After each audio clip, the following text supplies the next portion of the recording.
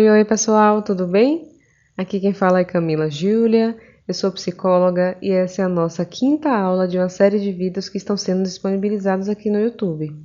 Eu gostaria muito de agradecer primeiramente a Vinícius pelo convite, pela confiança e a vocês que me acompanharam, nesse processo aqui e que mandaram também as perguntas, que vão ser aqui nessa aula respondidas, Tentei ao máximo responder algumas perguntas, mesmo que com um pouco de limitação, no conteúdo, Vocês vão entender um pouquinho o que eu quis dizer. Mas vamos à primeira pergunta da Raquel. A Raquel é do estado de Santa Catarina e ela pergunta: quanto tempo leva o processo de desfusão cognitiva a partir do reconhecimento? Bom, Raquel, sua pergunta ela é extremamente relevante e eu vou explicar o porquê. Por eu ter falado sobre alguns processos separadamente, pode ter dado uma falsa impressão de que eles ocorrem separadamente, quando na verdade não é bem assim. Eu falei de alguns processos do hexágono de flexibilidade psicológica, da terapia de aceitação e compromisso, sendo que esses processos eles não possuem uma duração específica. Até porque eles são desenvolvidos naturalmente, não de uma maneira arbitrária, em terapia. Então, seria completamente impossível, inclusive, ao meu ver, antiético, mensurar em tempo o processo, de um processo, o tempo de um processo, ou até mesmo em psicoterapia. É algo que é muito natural, muito fluido. A minha intenção foi, didaticamente, explicar um pouquinho sobre como funcionamos, e o caminho que é feito nessa abordagem para o desenvolvimento de flexibilidade psicológica.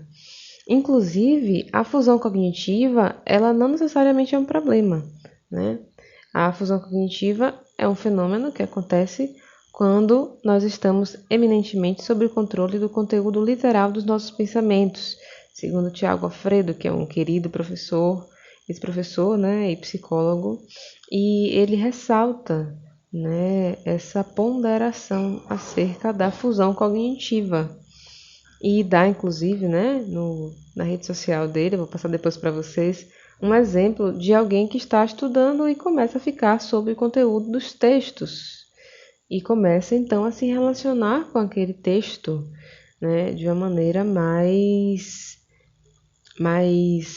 fundida mesmo, Isso pode auxiliar, no processo, numa prova, por exemplo. Então, fusão ou desfusão vai ser um problema a depender dos valores, que é a reflexão que Tiago faz e que eu gostaria de estar também trazendo aqui para vocês. Não se trata de... Não, entendemos aqui que desfusão cognitiva é interessante, vamos todo mundo, Não é bem assim. Tudo que eu falei, nada é generalizável, tá, gente? Se desidentificar com a mente não é por si só, um imperativo de bem-estar. A gente está tentando aqui, eu estava buscando nesses encontros justamente não deixar que a mensagem fosse literal, não colocar a nossa linguagem num lugar de literalidade. Então, não entendo que a desfusão cognitiva ela é por si só prejudicial, tá bom? Passando para a segunda pergunta, do Jarlisson do Acre. Ele pergunta: existe alguma maneira saudável de conviver com a família quando a mesma não apoia a ideia de trabalhar com o mercado financeiro? Sei que o resultado positivo resolveria esse problema. Muitos passariam a dar valor depois que o dinheiro cair na conta corrente. Mas até lá, como evitar atritos com a família e até mesmo conflitos com nós mesmos? Bom, Jarlisson, eu acho que a comunicação me parece ser um caminho interessante. Eu sugiro que você não deixe também nas mãos de um resultado positivo no trader a relação saudável, com sua família. E quando eu falo relação saudável, não quero dizer uma relação que não tenham divergências, né? Relações de intimidade, perdão, é, vão, né, existir conflitos. Nas relações de intimidade vão existir conflitos. Mas a minha proposta aqui é que você insista no diálogo. Eu sei que alguns pais e alguns parceiros também acreditam no trabalho de carteira assinada como o único meio de se ter estabilidade financeira. É possível que a história de vida deles, né, aliada à nossa cultura, que é por si só capitalista, tenha os feito acreditar nisso. Não sei. Mas eu acho que a comunicação ela é fundamental. Então, eu te incentivo a insistir no diálogo com a sua família e quanto ao conflito com você mesmo. Talvez seja interessante buscar terapia e entender, né, que conflitos são esses. Bom, o Jefferson de São Paulo, ele pergunta: crenças limitantes em relação ao dinheiro podem atrapalhar o processo do trader? Jefferson, tem muita gente que fala, né, que o psicólogo devolve a pergunta, mas aqui não teria como. Eu teria que te perguntar quais seriam essas crenças, né? Às vezes nós usamos alguns conceitos e como de abordagem psicológica para abordagem isso pode variar bastante. Eu não sei exatamente a que você se refere, inclusive, né? Eu joguei no Google e o primeiro site apresentou o seguinte conceito. Ele falou assim que crenças limitantes são crenças que não condizem com a realidade. E ele indicava, né, após esse conceito, indicava que mudando o pensamento você pode mudar também. Bom, enquanto psicóloga que trabalha com a ideia de que a gente não é o que a gente pensa, me importa em essência de que forma que você se relaciona com seus pensamentos e com seus sentimentos, sem localizar necessariamente o foco no controle sobre eles, né? Então, se eu te pedisse para não pensar a respeito dessa resposta, ou até da sua própria pergunta, né, que você formulou a partir do seu próprio interesse, será que você conseguiria? Né? Então, a partir daí eu precisaria de fato, né? Lógico, entender um pouco quais são as suas crenças, o que você está chamando de crenças, para a gente pensar juntos, se fosse o caso, em uma forma, né? Ou de que forma na verdade, que elas podem acabar atrapalhando ou até mesmo auxiliando, né? O Luciano de Goiás, ele perguntou: desde o dia que eu quebrei a primeira banca, há um mês atrás, eu me dediquei a estudar para que isso nunca mais acontecesse. Mas a sensação de derrota, a frustração e o fracasso ainda continuam gravados na minha mente. E mesmo hoje, tendo reposto minha banca, eu continuo só treinando, desculpa, na conta demo, na plataforma. Como devo encarar as derrotas sofridas no mercado financeiro? Bom, eu acho que tentar se esquivar dessa lembrança não me parece ser um caminho efetivo. Pensar e lembrar, né, faz parte da cognição humana e a nossa linguagem ela contribui imensamente, né, para que demos diversos sentidos a estas. Um aspecto que eu considero importante na sua questão, Luciano, é que essa perda na primeira banca ela faz parte da sua história exatamente da mesma forma que a reposição da mesma, né? Então, se lembra da metáfora da criança com o joelho ralado? Penso que ter resiliência não significa não errar, significa entender que o erro faz parte do aprendizado e que estes são parte fundamental do desenvolvimento. A gente não nasce sabendo, né? A gente vai errar. Para a gente aprender, a gente vai necessariamente errar. Então, se não fosse assim, não haveria aprendizado. Um dia de cada vez. Se você for capaz de fazer a reposição da sua banca, acredito muito que você seja capaz também de novos ganhos e novas perdas, possivelmente novos ganhos e perdas cada vez menores, né? Com o aprendizado e novos ganhos e talvez ainda assim novas perdas e daí você já entendeu, né? Por aí sucessivamente. O Matheus Ramos, do estado de Pernambuco, perguntou: Quando eu faço meus traders, a ansiedade me acompanha de forma intensa. Como lidar com a ansiedade na hora do trade? Bom, Matheus, eu acho que eu entendi sua pergunta, mas eu acho que é importante você pensar em como você pode lidar com a ansiedade tanto na hora do trader como fora, sabe? O trader, ele é um momento, ou vários momentos do seu dia, ou um contexto, de certa forma, que inegavelmente se relaciona com outros. É impossível analisar sem considerar o seu contexto inteiro, né? O seu entorno. Então, eu acho que pode ser válido buscar um profissional para entender, né, a leitura que você está dando a essa intensidade, né? De que forma é que tem se apresentado a ansiedade na sua vida, e o que ela pode estar também tentando talvez te indicar, tá bom? Bom, o Pedro Dias da Guatemala, ele mandou a seguinte pergunta: por que quando perdemos 25% da nossa conta, somos induzidos a ir para a próxima, colocando até a sogra para tentar recuperar o valor perdido e perdemos?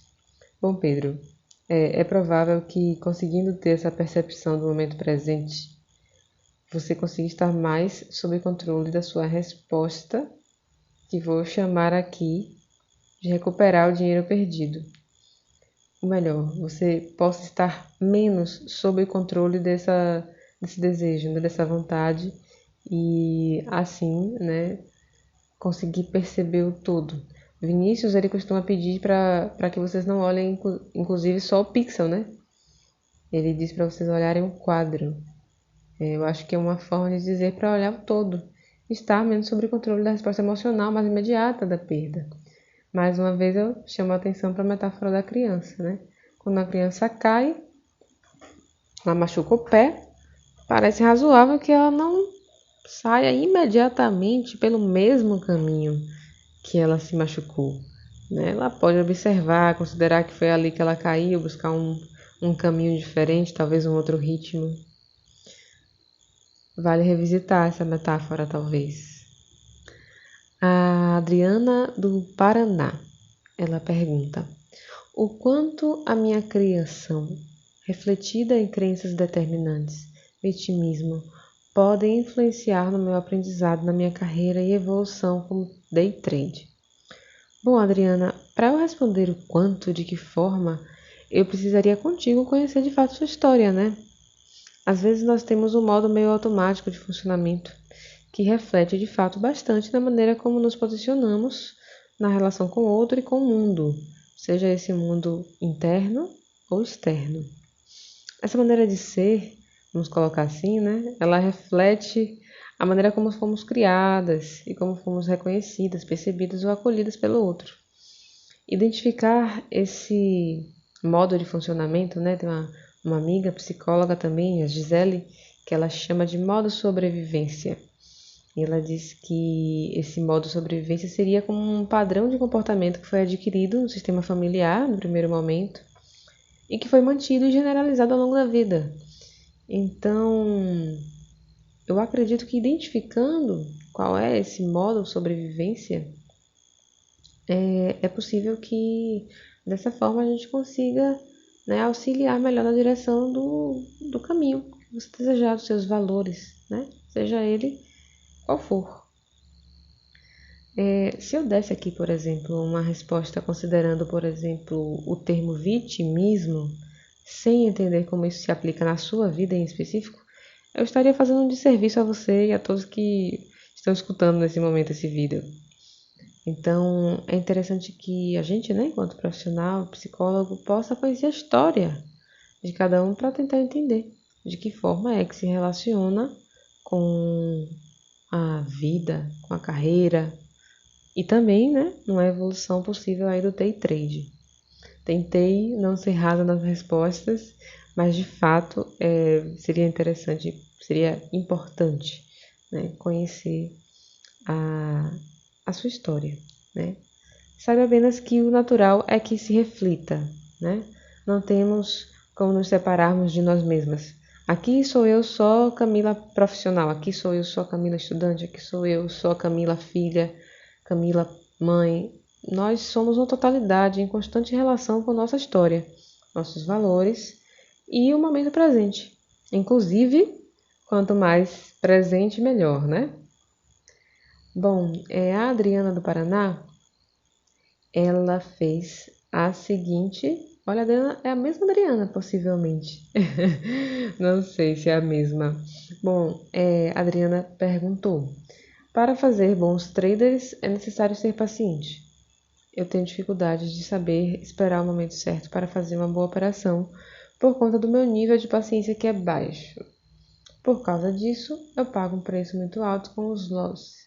Pois, se eu tivesse paciência para esperar o momento certo para fazer o trader, com certeza eu teria mais vitórias.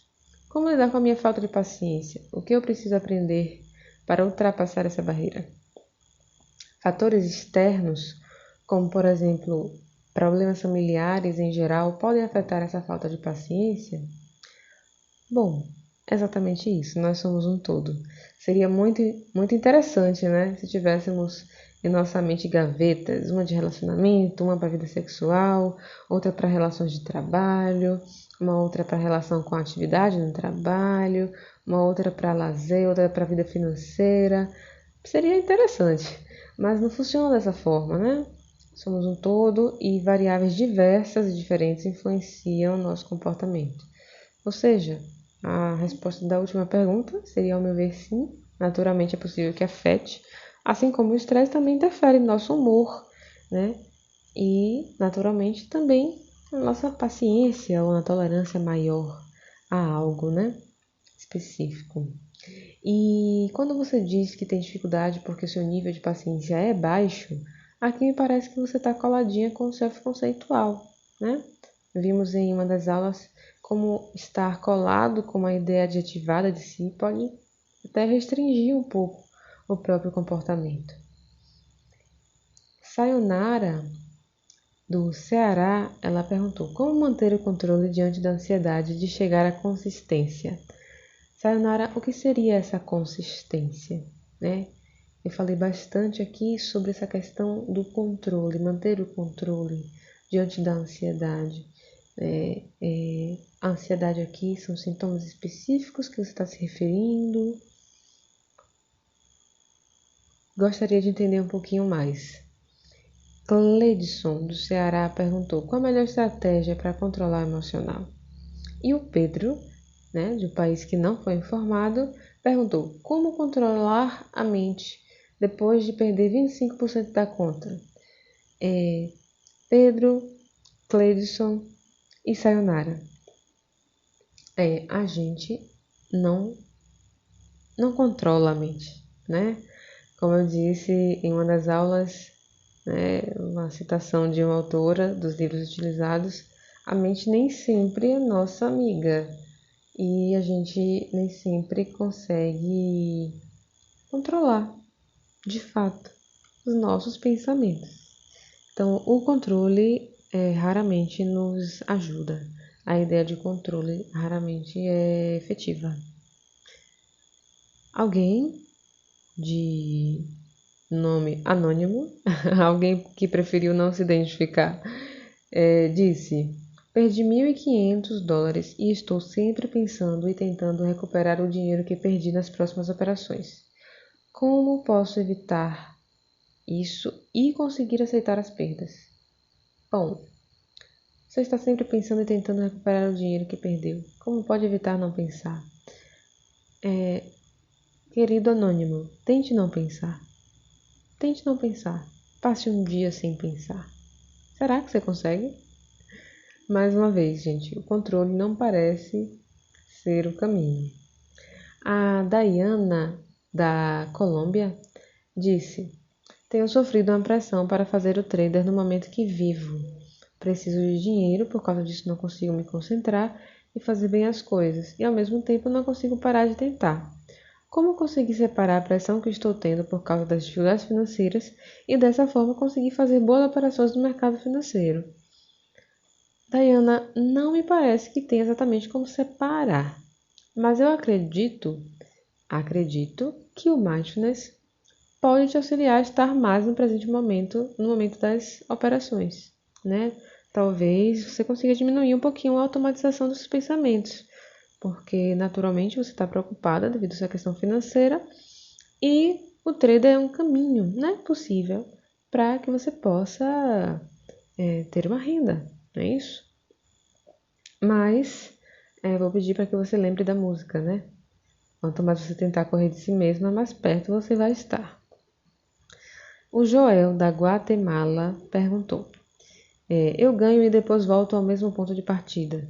Estou sempre perdendo. Vai ser a minha psicologia. Até agora estou estudando geometria fractal. Já comprei templates, robôs e sempre estou perdendo tudo que ganho.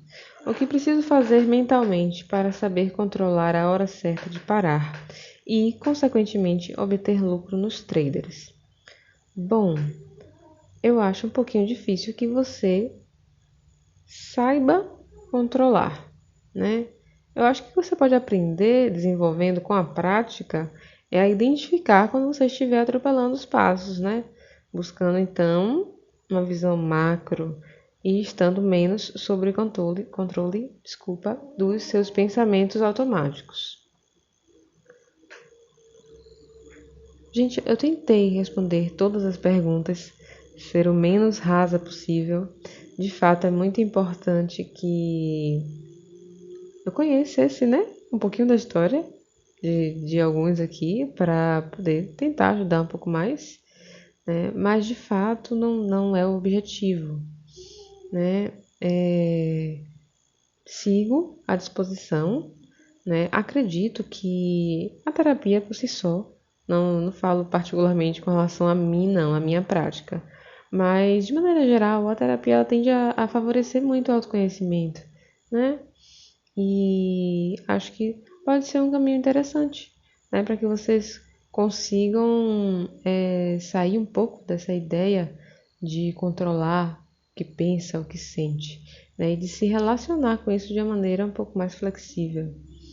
De maneira geral, acredito que tenha tentado deixar explícito de que nada do que eu disse é generalizável, tá? Foram aulas curtinhas, a proposta era de serem aulas curtas e eu tentei fazer um apanhado, né, de alguns conteúdos que eu achava que poderia se relacionar com o caminho de vocês, tá bom? Mas cada um de vocês tem uma história e um modo muito peculiar, muito particular, né, de sobrevivência, de atuar no mundo, de se relacionar consigo mesmo, tá bom? Eu fico por aqui, deixo um abraço imenso, né? Agradeço mais uma vez e qualquer coisa é só me procurar lá na página ou pegar o meu contato com o Vinícius, enfim. Deixo um abraço carinhoso e até a próxima.